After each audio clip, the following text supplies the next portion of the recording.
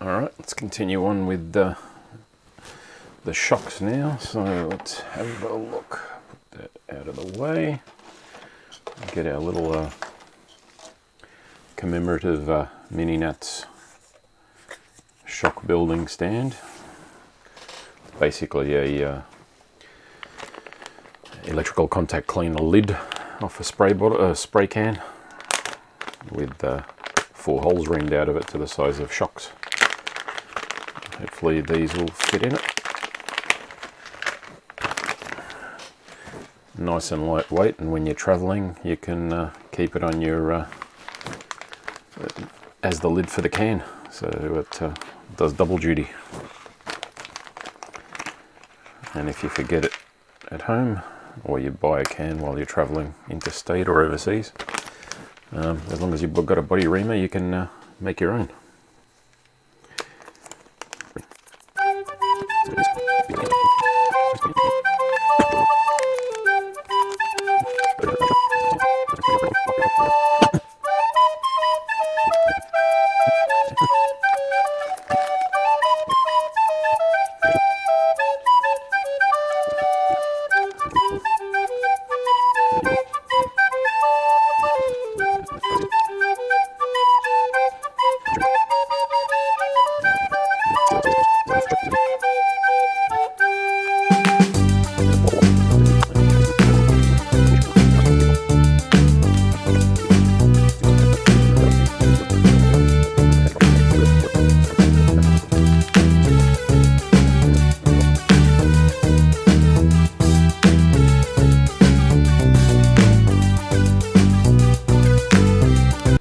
Go.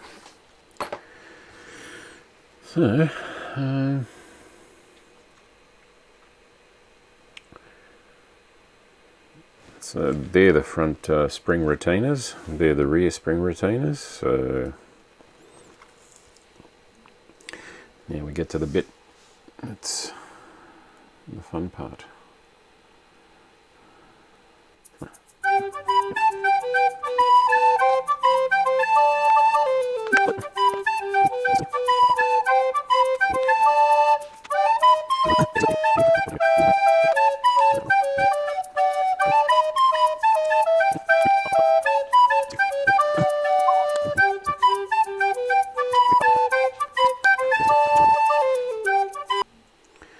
Alright, we've got 4 shock pistons. And we didn't need our spare E-clip, C-clip, whatever the hell it is. Alright, so next step. Let's put these together.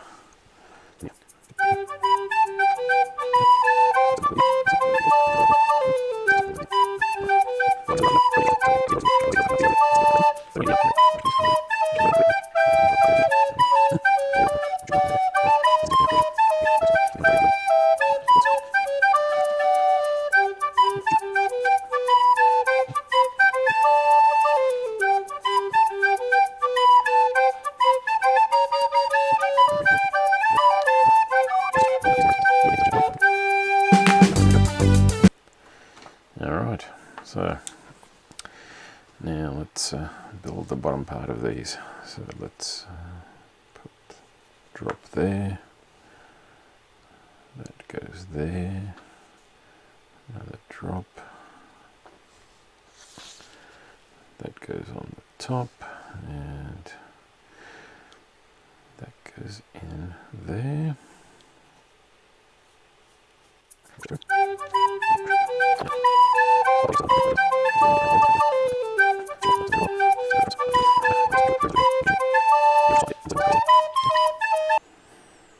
This is not the job you want to use really nice side cutters or flush cutters like the 9-step ones or God hands or anything like that, or even Tamiya ones.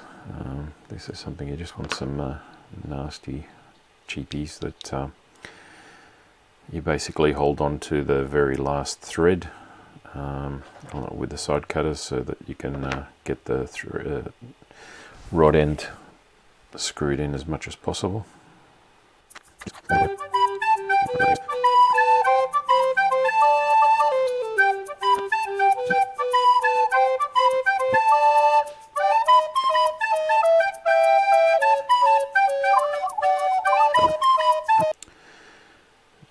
definitely going to have to do those up a little bit more. I've got some shock pliers, but I'll leave that till the very end when we can measure the lengths and adjust accordingly. So these being the front, I'm going to get the 300 weight oil. So we fill it up almost to the top. Move the shock shaft up and down a little bit. Make sure the oil goes through the holes and under it. End up with some air bubbles, so we top it off to the brim and just leave the meniscus there, which is the shock oil. Does a little bit of a concave thing there because of physics, so we'll leave that there. Just have to remember which are which.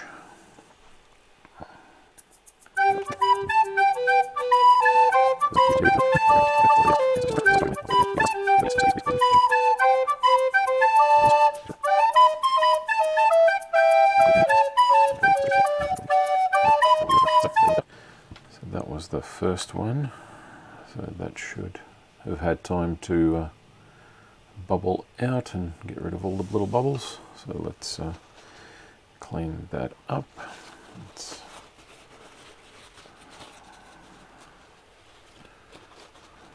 wrap that around there.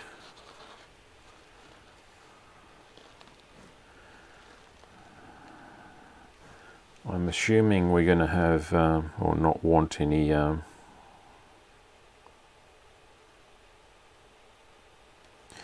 rebound, so what I'm thinking is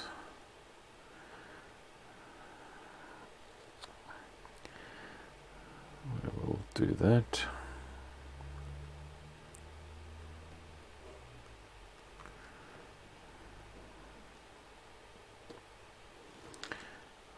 Try that again. Try and get a nice vacuum seal around that. No air in it. Put that on.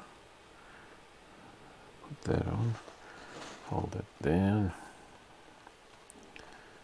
There we go. So we've got mostly there. So now, this is very awkward, but try and push the shock shaft up slowly so it doesn't bleed anything out all the way to the top. I don't want any rebound on these. Don't know if that's good or bad. And we're done.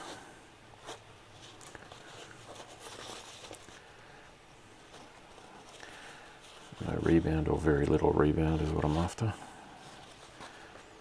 Presumably that's what you do for drift as well as C cars normally. So if we do that, it moves out a little bit slowly, and we do that, it retracts a little bit slowly. Hold it, it does nothing.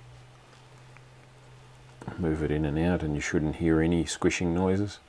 If you do, you've got oil in the shock. So you need to go back and take it out, or open it up again, top it up, tap the little bladder back in, and try and get it to vacuum seal into the shock body with the oil. There we go. Nice, nice, nice and smooth action. So what have we got? Green is for the front. And that's the front spring retainer. There we go.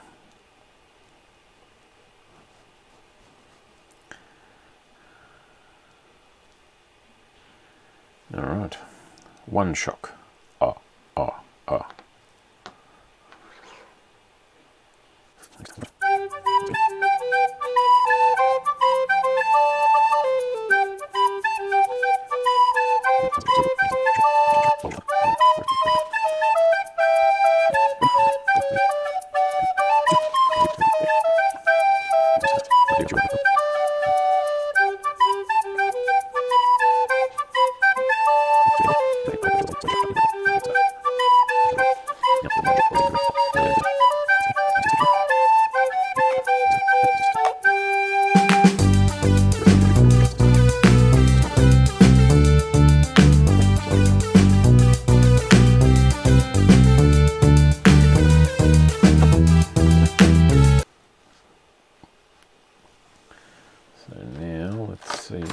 we've got as far as lengths go.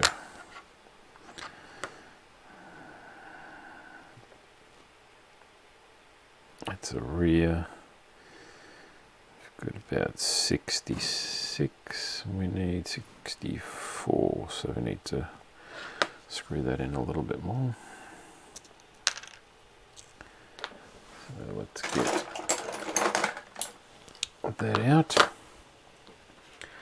And let's get a bit of paper towel.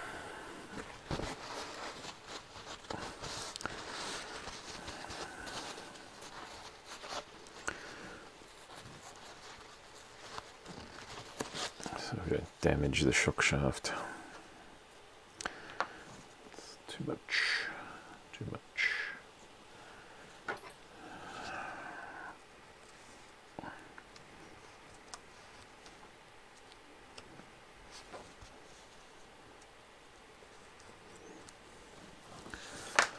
Okay, let's see if we can, yeah, so we do that, go in there, and then we screw that in. So now,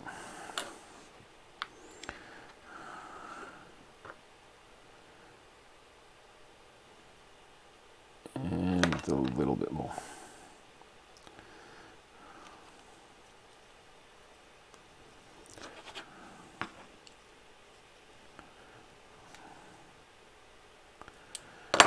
Okay.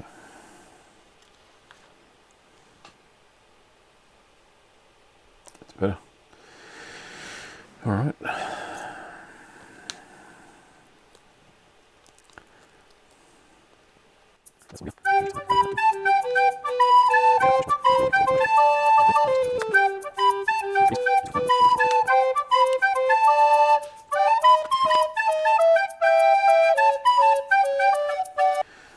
I don't even remember where I got these shock pliers from, but I've had them for a long time. Oh, here we go. Whatever that brand is, I don't know if they're even still around. Can't be all bad, they've lasted a long time.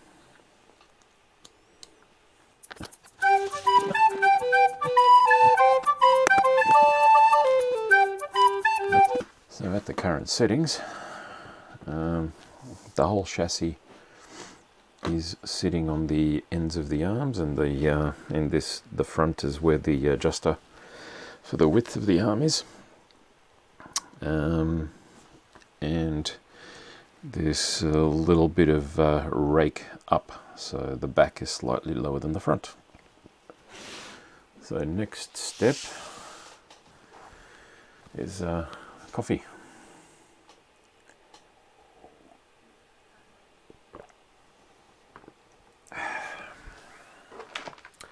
Then we got bag 11. So this is the body mounts, diffusers, all those funky things. So let's go with that.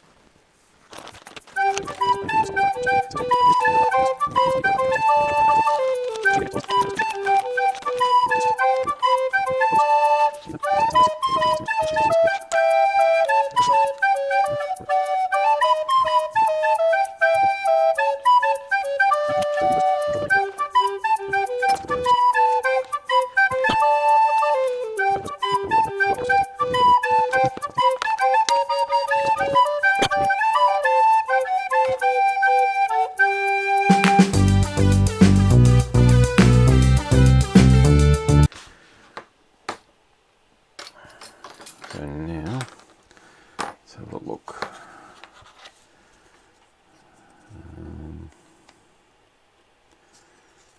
On this side, is it? Okay.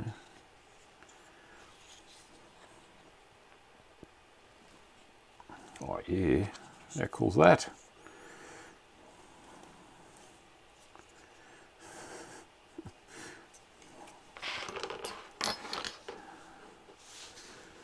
Hope I can get a body that'll suit that. That would look fantastic.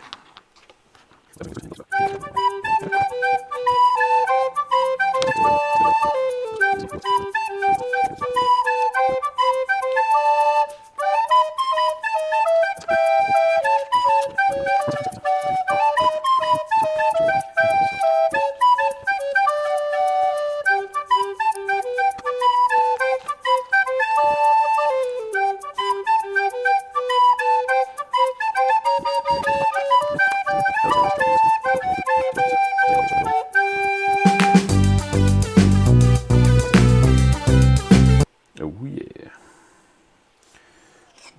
do a double decker.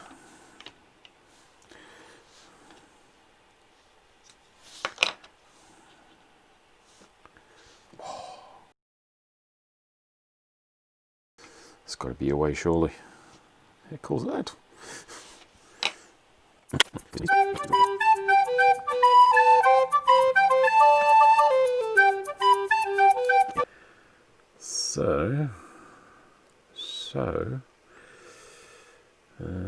Okay, so that is for the next step.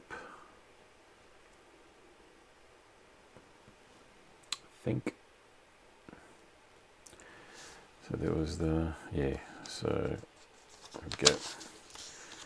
So this is the addendum to the manual, so bag 11, oh, so bag 11 has this extra screw, which is a 2x4, and the extra hinge pin there, which is meant to be used on page 22.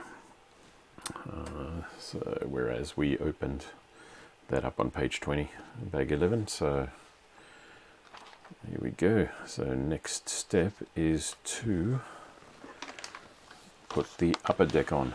So let's put this out of the way. I need that for the moment.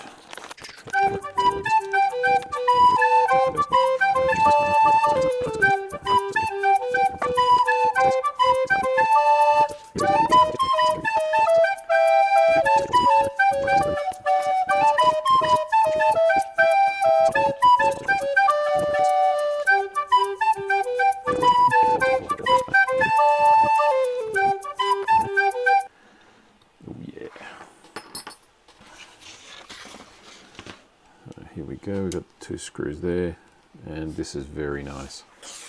I like that. I've never seen that on an RC chassis before. That's really good. So you can basically lift the upper deck. That's very cool.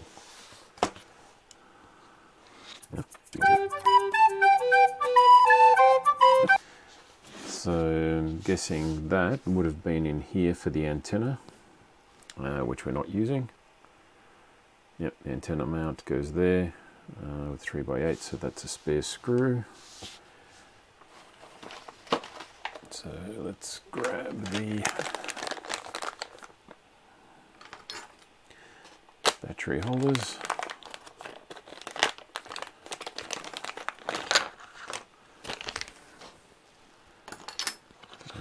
See where we go. So we've got, these are the shorty pack ones, and these are the long long packs. So that's pretty cool. Interesting. They're just a friction fit. Very interesting.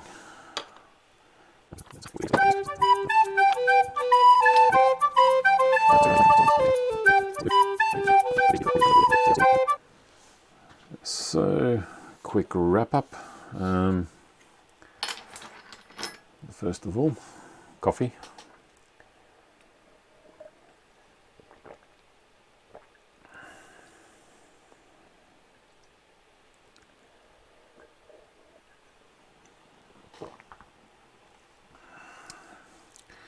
So first of all, as a quick wrap up, it went together very well. Everything just fitted, no surprises. I think the steering rack, now that it's on the chassis, might need a little bit of shimming. There's a tiny bit of vertical movement there. Other than that, There's a tiny little bit of float here, which I don't know if it's too much. It doesn't really move too much. It's not like it's moving outside of the mesh of the pinion or anything, so it's, you know, not much at all really. Just one of those things, I guess. A quick little shim behind there would sort that out nicely anyway, if it's a problem. You've got to remember to lube up the universals in the back. Yeah, again, these just fit in with the friction to hold the battery in, and yeah, 2 screws there, and we lift up the upper deck, get it out of the way so we can work on the electronics and set things up. So that's pretty much it for now. The next step is going to be this steering rack, and this whole geometry at the front there is like something totally different and alien to me, but I like it. It looks very funky. Not sure what the idea of all of these slots are. Don't know if it's for extra flex or whether it just makes it look good, which it does. Yeah, so next steps is going to be to get the ESC and try and wire it up in a reasonable way. Put a fan in. I don't know if it's going to be ultimately needed, but why not? There's a mount there for it that came with it. The only thing I can say is that it would have been nice if there was more red alloy. The hinge pin blocks, all 4 of them are black alloy. It would have been nice if it was red. That mount there would have been nice if it was red as well. It's not. There's another mount under here which is alloy as well, that the front of the servo screws to. That's also black. It would have been nice if that was red alloy. I think that's pretty much it. Everything else that could be red is red. That would have been nice if it was red as well, the fan mount. So maybe some upgrade parts are coming that I can get some red bits. I think I need to get another servo that's got a better bottom on it, because that doesn't look very funky at all. I'll try and put the sticker on there, see if that helps. Yeah. So yeah, everything went together really well. Can't wait to try it out. Hopefully I can get it to drift on tile or asphalt, on concrete, sorry. See how we go. Very cool. Yeah, fairly rear biased weight, which is expected at the moment, especially even with a battery in here, it's going to be slightly rear biased anyway, but yeah, very cool. Alright, until the electrics go in, see you then.